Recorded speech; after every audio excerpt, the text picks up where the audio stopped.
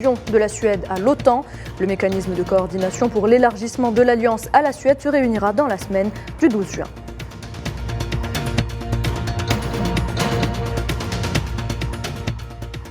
Conflit en Ukraine, Kiev annonce le lancement par Moscou d'une série de frappes aériennes touchant un aérodrome dans la région centre du pays, mais évitant tout de même la capitale.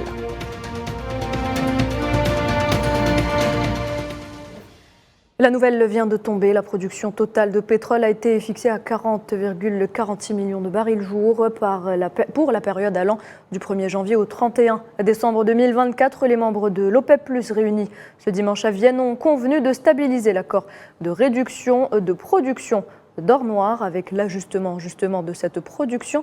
Mohamed Ali Ben Chaban pour les détails.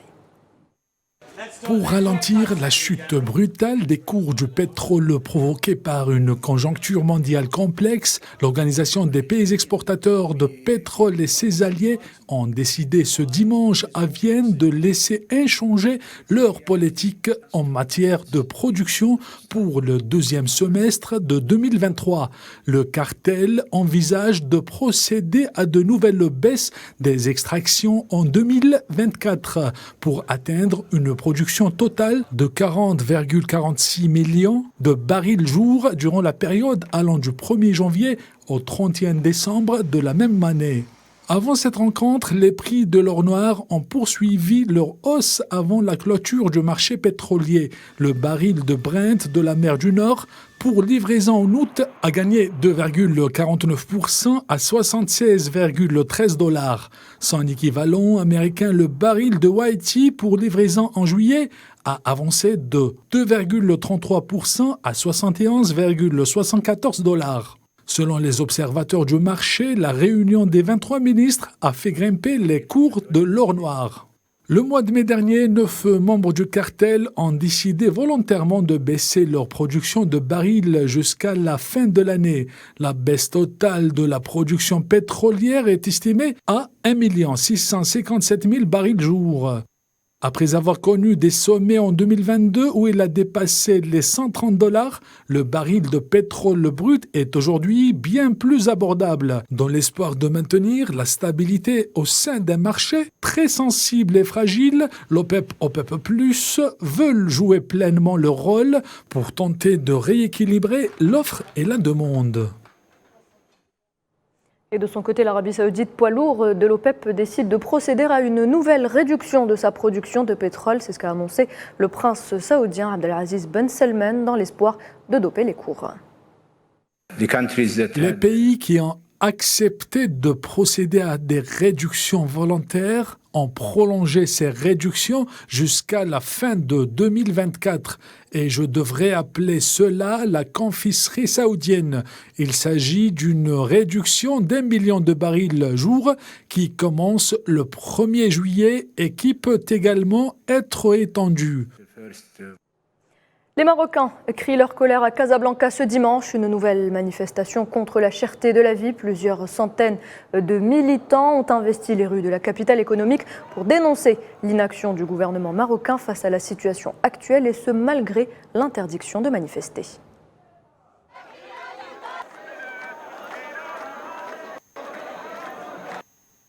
Les autorités d'occupation marocaines ont expulsé des territoires sahraouis occupés 2 avocates espagnoles mandatées par le Conseil général des avocats espagnols. Une expulsion vivement dénoncée par le Conseil qui s'inscrit dans la politique du Maroc d'interdire aux observateurs étrangers l'accès au Sahara occidental. Et toujours dans le dossier sahraoui, les ministres des Affaires étrangères des BRICS ont approuvé la déclaration conjointe des vice-ministres des Affaires étrangères et des envoyés spéciaux du groupe lors de leur réunion du mois d'avril, réunion qui avait appelé à garantir le droit à l'autodétermination du peuple du Sahara occidental. C'était dans le communiqué final sanctionnant leur réunion tenue au Cap en Afrique du Sud. Direction le Soudan à présent, alors qu'une nouvelle trêve vient d'expirer entre l'armée et les paramilitaires. Les combats meurtriers se poursuivent particulièrement à Khartoum, la capitale. Le conflit a déjà coûté la vie à plus de 1800 personnes et fait plus d'1,5 million de déplacés et de réfugiés. Nailaït Hamouda. Des tirs d'armes lourdes et des combats de rue font trembler Khartoum après l'expiration de la trêve où les deux généraux du pays se disputent le pouvoir. Le bâtiment de la télévision d'État, une base militaire au sud de Khartoum et une zone industrielle à l'ouest ont été le théâtre d'affrontements. L'armée soudanaise a utilisé des avions de guerre et les FSR ont également répondu par des frappes aériennes. Le musée national du Soudan à Khartoum a été également pris entre deux feux. C'est l'un des plus anciens au monde. Ces reliques inestimables remontent à des milliers d'années. Les observateurs craignent le pire. Les FSR continuent de prendre leur quartier dans des hôpitaux ou des maisons de civils. Les pourparlers entre les représentants des deux parties au conflit menés par l'Arabie saoudite et les États-Unis à Jeddah avaient pourtant abouti à un engagement de principe pour un cessez-le-feu humanitaire. Mais l'armée soudanaise s'est retirée mercredi dernier de ces négociations. Les sanctions américaines annoncées contre les deux protagonistes ne semblent pas faire taire les armes. Le bilan des victimes ne cesse de s'allonger, les pillages se poursuivent et le nombre de déplacés augmente. La situation humanitaire est au pire. Toujours aucun couloir n'a été dégagé pour permettre le passage de l'aide humanitaire. Les rares cargaisons qui ont pu être acheminées ne couvrent pas les immenses besoins des populations. Les précédentes tentatives pour stopper les hostilités n'ayant pas abouti, faut-il s'attendre à une nouvelle trêve humanitaire prochainement? Seuls les jours nous le diront. Le ministère saoudien des Affaires étrangères a déclaré ce dimanche que le Royaume et les États-Unis appelaient les parties au conflit au Soudan à s'entendre sur un nouveau cessez-le-feu et à le mettre en œuvre rapidement dans le but de parvenir à une cessation permanente des opérations militaires. On reste en Afrique. Les Bissau guinéens appelés aux urnes ce dimanche pour renouveler leur Assemblée nationale dissoute il y a plus d'un an et tenter de sortir de la paralysie qui bloque ce petit État ouest-africain.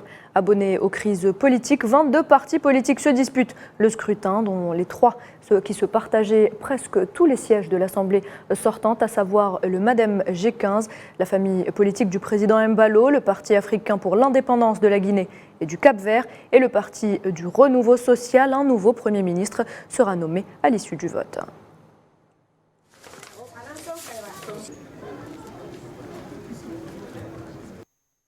Situation sécuritaire en Somalie. Au moins 54 soldats ont été tués dans l'attaque contre une base de l'Union africaine tenue par des militaires ougandais le 26 mai dernier. C'est ce qu'a annoncé le président ougandais Yoweri Museveni. L'attaque menée à Boulo Marer, à 120 km au sud-ouest de la capitale Mogadiscio, a été revendiquée par les terroristes Chebab.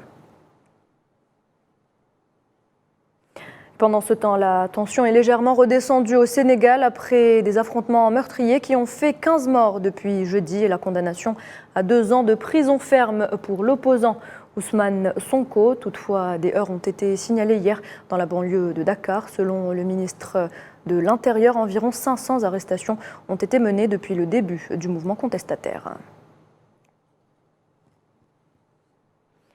L'actualité au Proche-Orient, marquée par cette nouvelle profanation de la mosquée Al-Aqsa. Des dizaines de colons emmenés par un responsable sioniste, l'extrémiste Yehuda Glick, ont pris d'assaut ce dimanche les cours de la Sainte Mosquée sous la protection de la police sioniste. Les colons sionistes se sont introduits par groupes successifs dans la mosquée du côté de la porte des Maghrébins.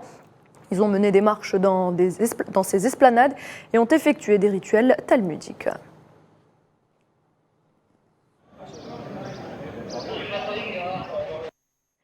Et l'Organisation de la coopération islamique a condamné l'autorisation de l'occupant sioniste de construire 6 avant-postes à Massafariata, au sud d'Al Khalil. L'OCI a affirmé que la politique de colonisation était illégitime au regard du droit international et des résolutions des Nations Unies, soulignant la nécessité de tenir l'entité sioniste responsable de ce crime.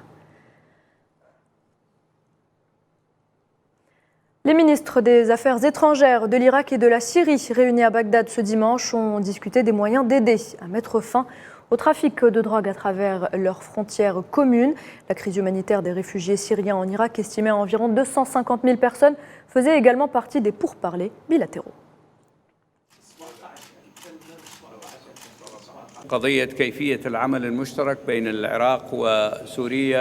Aujourd'hui, nous avons discuté de la coopération entre l'Irak et la Syrie pour lutter contre le trafic de drogue. On sait que l'Irak est un corridor de trafic et malheureusement la consommation de drogue a envahi la société irakienne. Il est donc important de travailler collectivement avec les pays voisins pour lutter contre ce phénomène dangereux qui se prolifère dans notre société, mais aussi dans la société syrienne.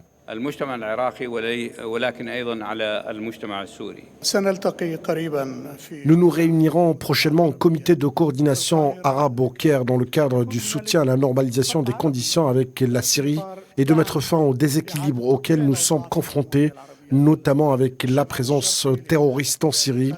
Nous voulons résoudre beaucoup de problèmes qui conduiraient au respect et au renforcement de la souveraineté des deux pays frères, la Syrie et l'Irak.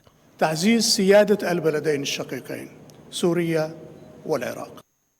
à propos de l'Irak, au moins 10 éléments du groupe terroriste Daesh ont été éliminés dans la province de Diyala, à l'est du pays, au cours des dernières 24 heures. Sur la base d'informations de renseignement, les forces aériennes irakiennes ont mené des frappes sur des caches du groupe terroriste dans la chaîne de montagnes de Amrin, détruisant ainsi les caches et tuant les terroristes.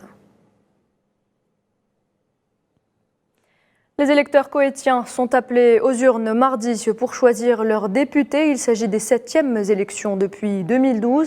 Dans ce riche État pétrolier du Golfe, plongé dans une interminable crise politique qui sape les espoirs de réformes économiques. Au total, 207 candidats, dont 13 femmes, sont en lice.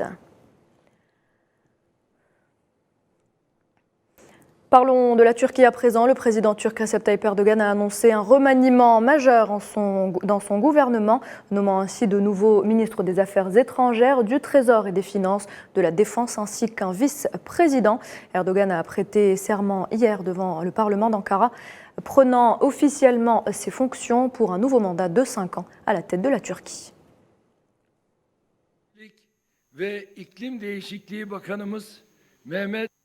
Et aussitôt réélu, Erdogan doit une fois de plus discuter de l'adhésion de la Suède à l'OTAN. Le mécanisme de coordination pour l'élargissement de l'alliance à la Suède se réunira dans la semaine du 12 juin. Le secrétaire général de l'OTAN, Jens Stoltenberg, l'a annoncé depuis Istanbul en marge de son entretien avec le président turc. Il a ajouté que la Turquie avait des préoccupations légitimes en matière de sécurité et la Suède a pris des mesures importantes pour répondre aux préoccupations d'Ankara, notamment en modifiant la Constitution. Lors de ma rencontre avec le président Erdogan, je l'ai félicité pour sa réélection et pour la forte participation du peuple turc. Le président Erdogan et moi avons discuté d'une série de questions qui seront à l'ordre du jour du sommet de l'OTAN du mois prochain en Lituanie. Nous avons également discuté de la candidature de la Suède à son adhésion à l'OTAN. La Turquie a des préoccupations légitime en matière de sécurité. Aucun autre allié n'a fait face aux attaques terroristes. La Suède a pris des mesures concrètes et très importantes pour répondre aux préoccupations de la Turquie. Coopération contre le terrorisme, y compris contre le PKK. And stepping up counter-terrorism cooperation, including against the PKK. Et nous le disions en titre, les autorités ukrainiennes affirment que la Russie a lancé une série de frappes aériennes sur l'Ukraine ce matin, touchant un aéroport dans la région centre du pays, mais sans atteindre la capitale, le Kiev. Le porte-parole de l'armée de l'air ukrainienne a précisé que 4 missiles de croisière sur 6 avaient été abattus par les défenses aériennes.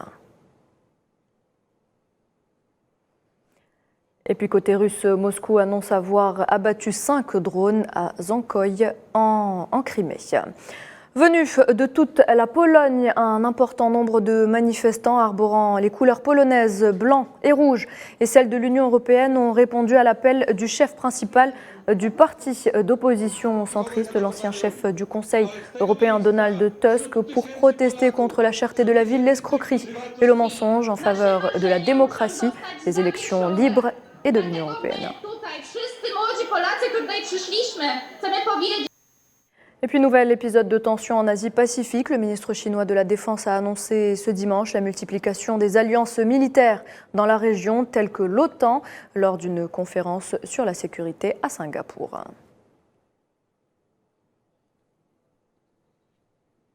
Et lors de cette même conférence, Li Shangfu a mis en garde contre une action de l'armée chinoise si quelqu'un osait séparer Taïwan de la Chine. Nous sommes prêts à lutter pour la réunification pacifique avec la plus grande sincérité et le plus grand effort. Mais nous ne permettrons jamais de renoncer à l'usage de la force. Si quelqu'un ose séparer Taïwan de la Chine, l'armée chinoise n'hésitera pas une seconde à répondre. Nous ne craignons personne et sauvegarderons résolument la souveraineté nationale et l'intégrité territoriale coûte que coûte. Et toujours à propos de la Chine, sachez que 3 astronautes chinois sont revenus sains et saufs sur Terre après une mission à bord de la station spatiale de Chine. Qualifiée de réussite totale, la capsule du vaisseau Shenzhou 15 a atterri dans le nord du pays, en Mongolie intérieure. En Inde, les autorités veulent faire la lumière sur les causes de la tragédie ferroviaire qui a coûté la vie à au moins 288 personnes, assurant qu'aucun responsable de l'accident ne serait épargné. Les opérations de recherche et de sauvetage des victimes sont désormais terminées et l'heure est au questionnement sur le déroulement précis des événements survenus vendredi soir. Le Premier ministre pakistanais Imran Khan accuse l'armée et son agence de renseignement d'essayer ouvertement de détruire son parti politique, affirmant qu'il n'avait aucun doute qu'il serait jugé par un tribunal militaire et jeté en prison. Khan qui a qualifié les violentes manifestations qui ont éclaté après sa brève arrestation d'opérations sous fausse bannière destinées à le cibler. Sport football dans cette édition, consécration pour l'USM Alger. Le club algérois a décroché le premier titre continental de son histoire en dépit de sa défaite en finale retour de la Coupe de la Confédération africaine. C'était hier soir au stade du 5 juillet face aux Tanzaniens des Young Africans. 1-0. Retour sur cette soirée avec Salah Faisal. Légendaire, fantastique et historique. Voilà les mots qui résument parfaitement l'aventure de l'USM Alger en Coupe de la CAF. Les Rouges et Noirs ont remporté leur premier titre continental devant leurs magnifiques supporters au stade mythique du 5 juillet. C'est un très bel événement et je suis très fier parce que cela démontre que le football africain grandit, la qualité s'améliore aussi, car nous devons rivaliser avec les meilleurs du monde. Les USMIST ont remporté le titre dans la douleur face à une équipe tanzanienne de Young Africans très entreprenante. Les coéquipiers de Bled ont lutté pour conserver l'avantage du match aller à la clé, une victoire algérienne 2-1 à Dar es Salaam. 3 heures avant le coup d'envoi de la rencontre, le stade était déjà archi-comble. Soustar a déjà préparé la fête, mais après 6 minutes de jeu, l'arbitre mauritanien Dehen Baïda siffle un penalty en faveur de Young Africans. Benbout a été battu par Djouma Chabani. Le doute s'installe, mais les USMIST ne baissent pas les bras. À la pause, Benchicha a chargé les batteries de ses joueurs qui, une fois de retour sur la pelouse, sont montés en intensité. À la 59e minute, Erebone concède un penalty, Bled l'exécute, le portier malien Djigui Diarra sauve les Young Africans en réalisant un double arrêt. Le dernier quart d'heure du temps réglementaire a été crucial. Les coéquipiers de Chita ont barré le chemin menant à Benbout. L'arbitre comptabilise 6 minutes du temps additionnel. Les USMIST ont déjoué les Young Africans et ont tenu bon. Ils ont réussi à conserver leur avantage du match aller. L'USM Alger décroche ainsi son premier titre africain. La génération Bousliou restera dans les annales du club et le football algérien. Nous méritons ce titre. Ça fait longtemps que nous méritons ce titre. Nous, le peuple ديالنا والشعب الجزائري كامل. Le président de la CAF, Patrice Motsepe, a participé à la remise des médailles. Les honneurs pour Bled, le capitaine USMIST qui a marqué l'histoire étant le premier à soulever la Coupe africaine. L'USM Alger qui a décidé de rendre fiers leurs supporters et de rendre hommage au défunt joueur Bilal Ben Hamouda. La formation algéroise conservera le trophée en attendant de leur remettre en jeu la saison prochaine. Entre-temps, les hommes de Abdelhak Benchicha iront jouer la Super Coupe d'Afrique contre le vainqueur de la Ligue des Champions.